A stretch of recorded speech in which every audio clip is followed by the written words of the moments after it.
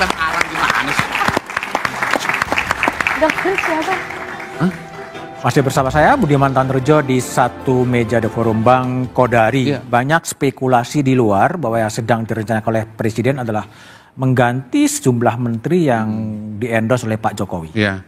Ini saya barusan baca berita soal Pak Menkes. Kan Pak Menkes ini udah berulang kali juga diwacanakan akan di-reshuffle.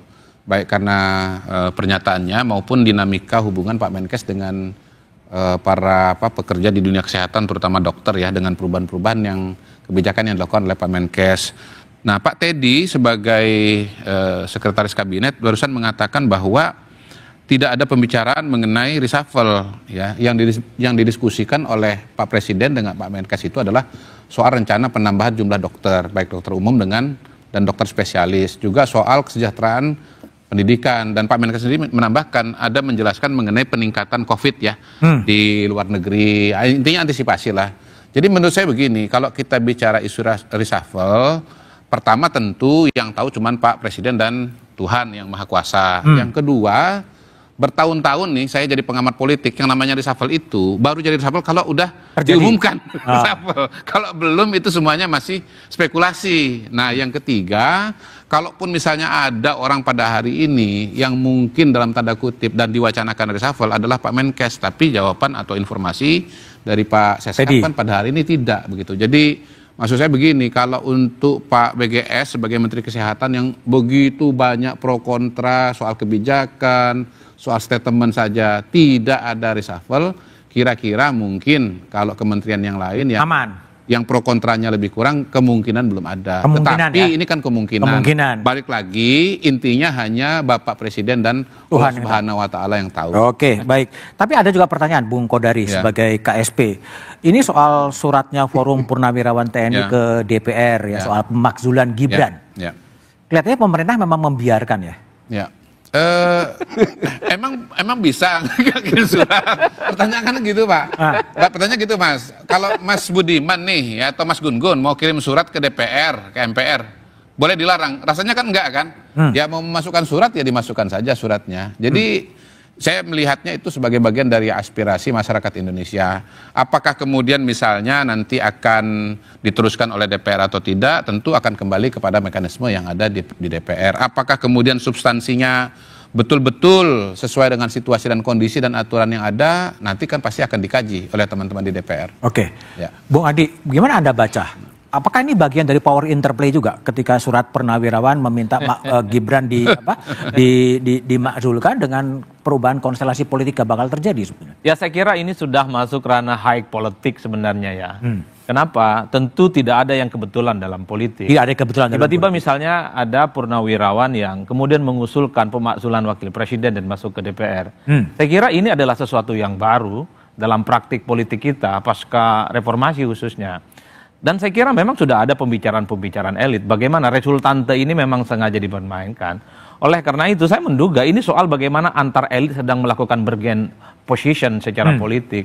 Karena isu-isu yang bermunculan mulai dari ijazah, kemudian soal pemakzulan, dan seterusnya.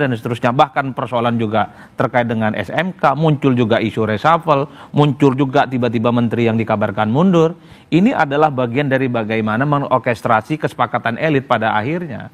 Karena kalau isu reshuffle ini mencuat, pasti pikirannya sederhana. Siapa yang kira-kira ini harus kena out dalam konteks ini. Oleh karena itu, kalau melihat kecenderungan per hari ini, konfliknya memang tidak muncul ke permukaan. Tapi bahwa sebenarnya di belakang panggung, bukan tidak ada sesuatu yang sebenarnya bergemuruh. Oleh karena itu ketika bicara tentang PDIP bersama dengan Prabowo Subianto, ini pemain cadangan yang sebenarnya sangat siap untuk dirangkul kapanpun. Karena dalam sistem presidensialisme multipartai seperti di Indonesia Bang, presiden itu punya kendali terkait dengan koalisi. Kapan harus keluar, kapan harus dikendalikan dan harus dikeluarkan.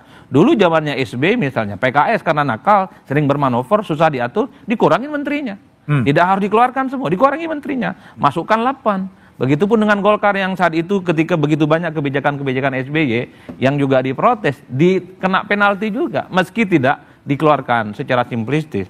Yang ingin saya katakan adalah isu-isu yang bermunculan ini bagian dari bagaimana mengatur ritme stabilitas politik yang ada di pemerintahannya Pak Prabowo. Jangan sampai ada pihak-pihak lain yang mencoba untuk memainkan, apalagi merasa lebih besar dari presiden saat ini. Makanya muncul isu-isu yang saya kira ini tidak terdeteksi oleh rakyat yang ada di bawah. Semua ini murni adalah permainan elit, bukan permainan rakyat. Rakyat di bawah sederhana, Bang. Bagaimana PHK. Cara cari kerja yang mudah. Orang cari kerja itu pun dianggap tidak syukur nikmat, repot juga kira-kira. Karena itu faktual, PHK terjadi di mana-mana.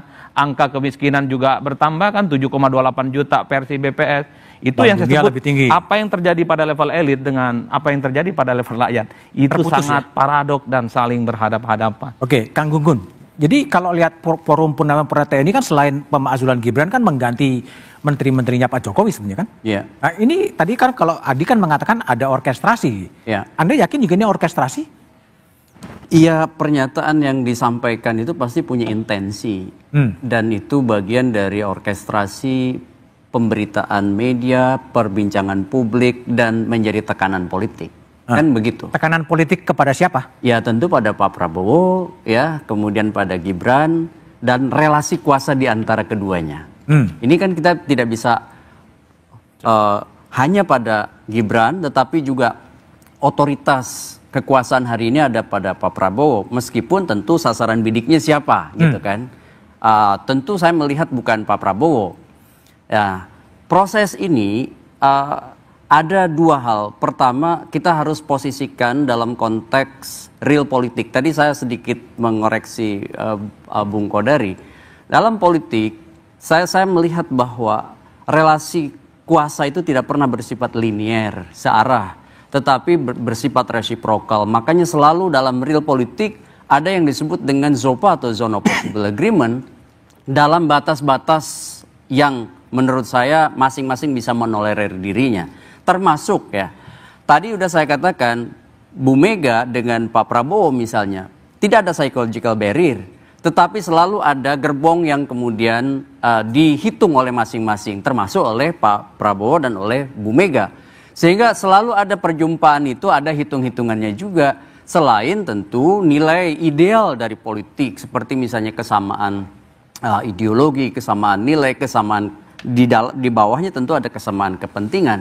Nah, termasuk juga menurut saya Mas Bud itu soal bagaimana membaca para elit termasuk para purnawirawan itu bergerak. Itu kan tidak bisa dibaca linear. Selalu ada pola yang kemudian kita katakan terhubung dengan dinamika politik kekinian. Contohnya misalnya, apakah ada kepuasan terhadap misalnya posisi Wapres hari ini. Ini kan menjadi pertanyaan. Dan apakah kemudian harus dibaca juga linear ujungnya adalah benar-benar turunnya Wapres, atau ini sekedar misalnya menjadi semacam public pressure.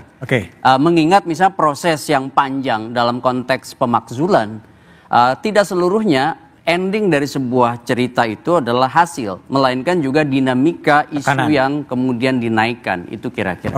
Ya. Mbak Putri Komarudin, pertanyaan saya, ketika pemakzulan Gibran ini yang pertama kali mendorong Partai Golkar ya, Ketua Umum begitu Harlangga yang kemudian mengusulkan Gibran sebagai wakil presiden. Posisi Golkar sekarang terhadap surat dari Forum Purnawirawan TNI gimana? Ya. Saya rasa kalau soal Mas Gibran ini kan kita sudah melewati proses yang panjang dan sudah clear waktu itu pasca diumumkannya beliau sebagai wakil presiden terpilih dari Pak Prabowo. Jadi kalau untuk case itu sebenarnya menurut saya sudah tertutup lah diskusinya, sudah selesai, sudah panjang dan waktu itu sudah selesai kita diskusikan. Posisi Golkar pada hari ini adalah kita mendukung pemerintahan dari Pak Prabowo dan juga Mas Gibran dari kemarin terpilih KPU sampai dengan 2029 nanti, dan menteri-menteri kami juga bekerja dengan sangat baik untuk memastikan bahwa apa yang menjadi kebutuhan rakyat hari ini yang tadi Mas Adi bilang untuk kebutuhan lapangan pekerjaan, pertumbuhan ekonomi dan lain-lainnya itu benar-benar bisa terjawab. Jadi daripada kita sibuk untuk memikirkan apa yang menjadi kalau tadi dibilangnya dinamika politik dari mungkin surat yang sekarang sedang ada di Kesekjenan DPR itu, kita ingin fokus benar-benar pada menjawab apa yang menjadi kebutuhan rakyat pada hari ini gitu. Jadi artinya posisi no Golkar way pemakzulan Gibran. Artinya adalah kalau suratnya itu kan memang karena sudah masuk di DPR, sekarang posisinya di Kesekjenan, tentu akan diproses oleh pimpinan. Jadi kalau itu nanti hal yang berbeda. Tapi kalau posisi Golkar pada hari ini adalah bagaimana kami bisa mendukung pemerintahan Pak Prabowo dan Mas Gibran sebaik-baiknya, menjalankan tugas menteri-menteri kami sebaik-baiknya, dan tentu dari DPR juga kita mendukung apa yang menjadi kebutuhan dalam sisi anggaran, pengawasan tentunya, supaya sampai ke bawah ini program-program Pak Prabowo yang sifatnya sangat kerakyatan itu bisa terrealisasi dengan baik gitu. Oke, Bung Sukur, terhadap surat dari Forum Purnawirawan TNI yang meminta agar Wapres dimasukkan, posisi PDI Perjuangan bagaimana? Ya, tadi sudah disampaikan Mas Kodari ya, artinya setiap elemen masyarakat ya, ini kan perwakilan rakyat. Perwakilan rakyat. Nah, bisa menyampaikan surat dalam bentuk apapun. Oke. Nah, tentu saja itu adalah hak setiap warga negara atau organisasi. Itu poin pertama dulu. Nah, terus kemudian yang kedua, apakah itu nanti akan di follow up? Nah, tadi Mbak Putri sudah mengatakan, nah tentu nanti ini udah masuk ke pimpinan. Nanti pimpinan tentu rapat akan diberikan kepada fraksi-fraksi, ini masih panjang ini. Kemudian nanti fraksi-fraksi akan membahas. Nah, terkait dengan surat itu apakah akan dilanjutkan? Jadi terlalu dini kalau misalnya saya sampaikan ini akan di follow up atau tidak, karena ini masih sangat panjang sekali, Mas Budiman. Bisa dibahas, bisa tidak kan? Ya, bisa dibahas, bisa tidak. Tetapi saya sepakat yang disampaikan oleh Mas Kodari tadi, bahwa banyak sepakatnya terus sekarang ya. Karena kebetulan teman lama. Teman lama. Jadi ya, dan juga tidak bertentangan cara berpikirnya. Artinya setiap orang berhak untuk menyampaikan surat organisasi kepada wakilnya. Itu adalah hak, dan itu tidak bisa dilarang oleh siapapun. Nah, tetapi saya katakan tadi, apakah itu nanti akan di follow up? Nah, tentu pimpinan DPR nanti akan berdiskusi. Nah, setelah selesai berdiskusi, apakah itu akan dilanjutkan kepada fraksi-fraksi. Nah, kemudian nanti fraksi-fraksi akan membahas seperti apa. Nah, tentu ini akan bergulir. Nah, ini masih sangat panjang sekali. Jadi saya belum bisa memberikan jawaban apakah itu akan dilanjutkan atau tidak. Yang paling sederhana kan nanti akan dikaji, Mas. Apakah ini memang wewenangnya ada di DPR atau di lembaga lain misalnya begitu. Kalau wewenangnya bukan di DPR, tentu kan DPR tidak akan mengerjakan karena memang bukan tupoksinya. Bukan tupoksinya. Iya, tentu kembali ke sana. Tapi kalau PDI Perjuangan sikap misalnya Bang Sukur Nababan sebagai anggota DPR, surat itu sebaiknya diproses, didiemin atau diapain? Ya, kita baca dulu, kita lihat dulu. Saya belum baca, saya belum lihat. Nah, tentu ya saya ngarang nih kalau saya komentarin ini, Mas Budiman. Belum baca, belum saya lihat. Belum lihat juga. Nah, artinya belum dikaji ini seperti apa bentuk suratnya dan apa isi suratnya itu juga belum tahu nih, dan alasan-alasannya belum tahu nih. Nah, itu kan yang tentu saja nanti akan dikaji, dilihat oleh pimpinan DPR, apakah itu diteruskan kepada anggota. Mungkin diperiksa dulu apakah surat ini autentik atau tidak. Forensik dulu ya, betul atau tidak ya. Itulah percakapan elit. Tapi bagaimana dengan situasi rakyat sekarang? Jawabannya setelah jeda berikut ini.